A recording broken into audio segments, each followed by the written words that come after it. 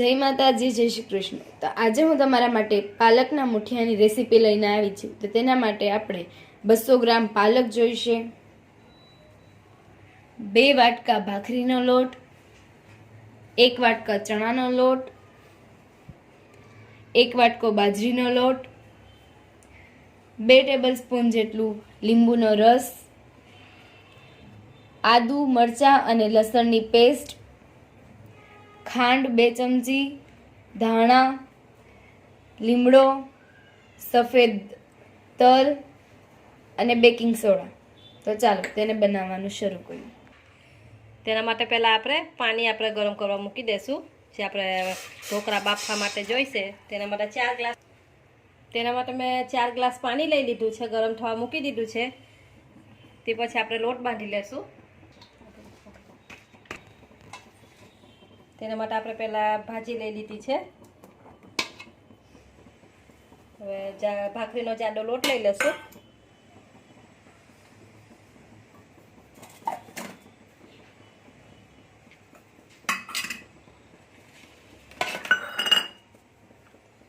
આદુ મરચાં અને લસણની પેસ્ટ લઈ લેશું 4 ચમચી। તો તમે જેવું તીખું ખાતા હોય એ પ્રમાણે લઈ લેવાનું। ધાણા લઈ લેશું,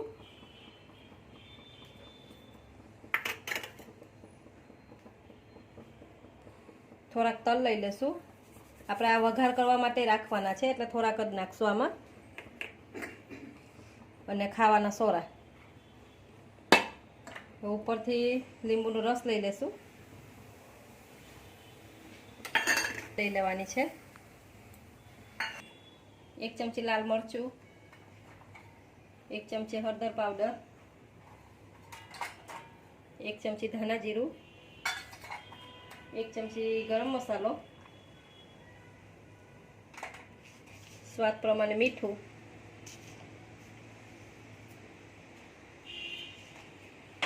અને મોણ માટે તેલ લઈ લેશું 2 ચમચી તેલ। તો બધું એક સરખું આપણે મિક્સ કરી લઈશું, એકદમ બરાબર મિક્સ કરી લેવાનું આપણે। પછી જોઈતા પૂરતું જ પાણી લેવાનું આપણે। તો આપણે થોડું થોડું કરીને પાણી લઈ લેશું। આપણે થોડું થોડું કરીને પાણી લઈ લેશું ને લોટ બાંધી લેશું। લોટ આપણે ઢીલો નથી રાખવાનો, થોડો કઠણ રાખવાનો છે। તો ચાલો હું તમને લોટ બાંધીને બતાવીશ। આ રીતના થોડોક લોટને આપણે ચીકણો કરી લઈશું।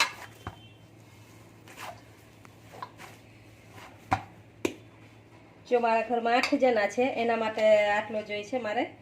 તમારા ઘરમાં જેટલા સભ્ય હોય એ પ્રમાણે તમારે લોટ લઈ લેવાનો।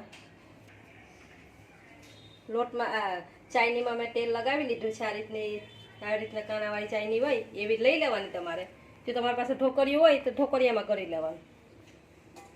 પાણી આપણે પહેલેથી જ ગરમ થવા મૂકી દીધું છે। તો આ જોઈ લ્યો પાણી ગરમ થઈ ગયું છે। તો આપણે મુઠિયા વારી લેશું તેના। નાના મોટા તમારે જેવા વારવા હોય એ રીતના તો વારી શકો છો। મેં અત્યારે આ રીતના વાર્યા છે। આ મુઠિયા ખાવામાં એકદમ હેલ્ધી છે, અને જો આપણે છોકરાઓ પાલક ખાતા ના હોય તો આપણે આ રીતના એને ખવડાવી શકીએ છીએ।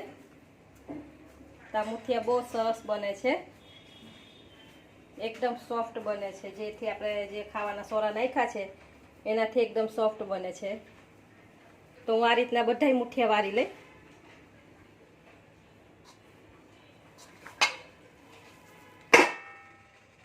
તો આપણા ઢોકળા બધાય થઈ ગયા છે। આ રીતના મેં વારી લીધા છે ઢોકળા। તો આપણે એક આવું મોટું વાસણ લઈ લેવાનું છે, એના ઉપર આમ ઢાંકી દેવાનું છે એની ઉપર, જેથી કરીને વરાળ બહાર નીકળે નહીં। તો હવે આ બફાઈ જાય 20 થી 25 મિનિટ માટે આપણે રાખવાના છે તેને। બફાઈ જશે એટલે તમને બતાવીએ। તો 20 થી 25 મિનિટ થઈ ગઈ છે, આપણે ચેક કરી લઈ। આ રીતના એક ચાકુ લઈ લેવાનું, ચાકુની મદદથી આપણે ચેક કરી લઈશું।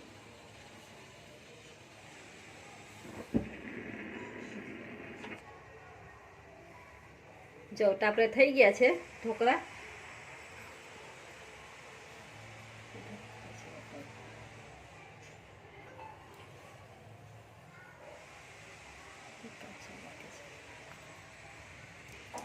તે ઢોકળા બફાઈને તૈયાર થઈ ગયા છે. તો આપણે એને થોડાક ઠંડા થવા મૂકી દેશું. ઠંડા થઈ જાય પછી આપણે એને સુધારી લેશું.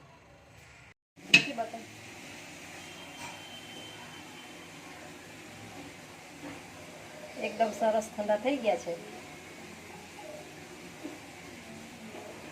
આપણા ઢોકળા એકદમ પોચા બન્યા છે, તમે જોઈ શકો છો. આપણે બધા આ રીતના કટ કરી લેશું. પછી તેલ મૂકી દીધું છે, ગરમ થઈ ગયું છે આપણે તેલ. તો તેમાં આપણે 1 ચમચી રાઈ લઈ લઈશું. રાઈ તતરે તે પછી આપણે જીરું લઈ લેવાનું છે. રાઈ તતરી ગઈ છે, 1 ચમચી આપણે જીરું લઈ લઈશું. તલ લઈ લઈશું આપણે. આપણે તલ રાખ્યા હતા સાઈડમાં, 2 ચમચી તલ લઈ લીધા છે. તલ થોડા ચપકે એટલે આપણે લીમડો લઈ લેવાનો છે.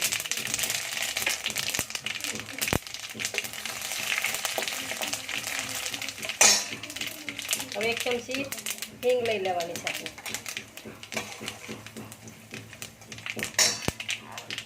વઘાર બધો સરસ થઈ ગયો છે આપણે, એટલે આપણે મુઠિયા કર્યા છે એ લઈ લેવાના છે.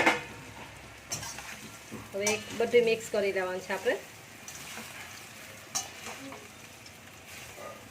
આ પાલકના મુઠિયા બહુ સરસ બને છે, એકદમ હેલ્ધી અને ટેસ્ટી બને છે. તો તમે એકવાર ટ્રાય કરજો. મને કોમેન્ટ કરીને જણાવજો કે આ રેસીપી તમને કેવી લાગી. અને મારી વિડીયો ગમતા હોય તો લાઈક અને શેર કરવાનું ભૂલતા નહીં.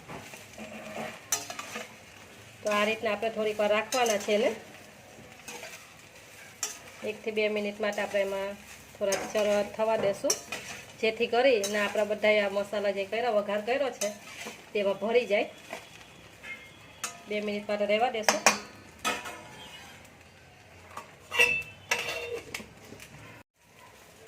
તો થઈ ગયા છે આપણે આ ઢોકળા. તો આપણે ગેસ બંધ કરી દેશું ને ઉપરથી થોડાક ધાણા છાંટી દેશું.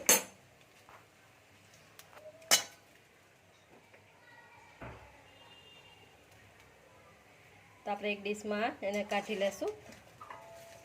જો આ ઢોકળા તમે ચા સાથે ખાઈ શકો છો, લીલી ચટણી સાથે ખાઈ શકો છો, સોસ સાથે ખાઈ શકો છો. મેં સોસ સાથે સર્વ કર્યો છે. તો આ રેસીપી મારી તમને કેવી લાગી તે મને કોમેન્ટ કરીને જણાવજો. અને મારા વિડીયો ગમતા હોય તો લાઈક, શેર અને સબસ્ક્રાઈબ કરવાનું ભૂલતા નહીં.